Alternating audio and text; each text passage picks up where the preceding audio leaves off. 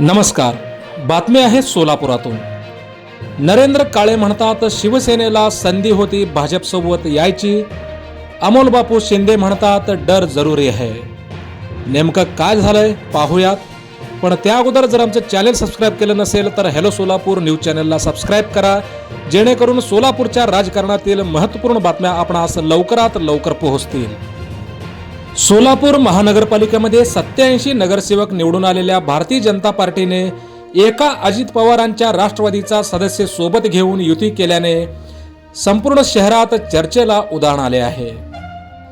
भारतीय जनता पार्टीने सोलापूर महानगरपालिकेत राष्ट्रवादीच्या एकमेव नगरसेवक वैभव हत्तुरे यांना सोबत घेऊन युती केल्याने संख्याबळ 88 झाली आहे.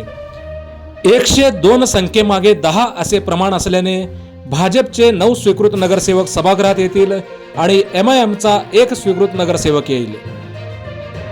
MIMचे 8, शिवसेनेचे 4, काँग्रेसचे 2, राष्ट्रवादी 1 यांनी जर एकत्रित येऊन युती केली असती तर त्यांचे 2 स्वीकृत नगरसेवक आले असते, असेही बोलले जात आहे. दरम्यान या प्रकरणी सभागृह नेते नरेंद्र काळे यांच्याशी चर्चा केली असता त्यांनी आकडेवारीची माहिती दिली.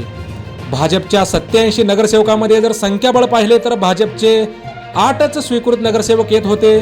त्यामुळे राष्ट्रवादीचे वैभव हत्तुरे यांना सोबत घेतल्याने आता आमचे संख्याबळानुसार 9 स्वीकृत नगरसेवक येऊ शकतात, असं सभागृह नेते नरेंद्र काळे यांनी म्हटलं आहे. शिवसेनेला युती करून सत्तेत येण्याची संधी होती, पण त्यांनी तसा कोणताही प्रयत्न केला नसल्याचेही त्यांनी म्हटलं आहे.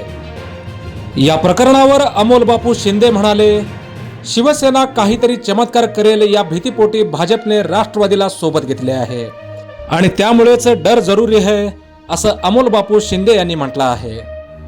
काँग्रेस सोबत युती करता आली असती असे विचारलेल्या प्रश्नावर अमोल बापू शिंदे म्हणाले, आम्ही एकमेकांच्या विरोधात लढलो आहे.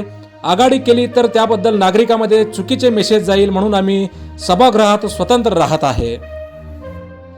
सोलापूरच्या राजकारणातील महत्त्वपूर्ण बातम्या पाहण्यासाठी सबस्क्राईब करा हॅलो सोलापूर न्यूज चॅनल आणि नोटिफिकेशन मिळवण्यासाठी बेल आयकॉन प्रेस करायला विसरू नका. धन्यवाद.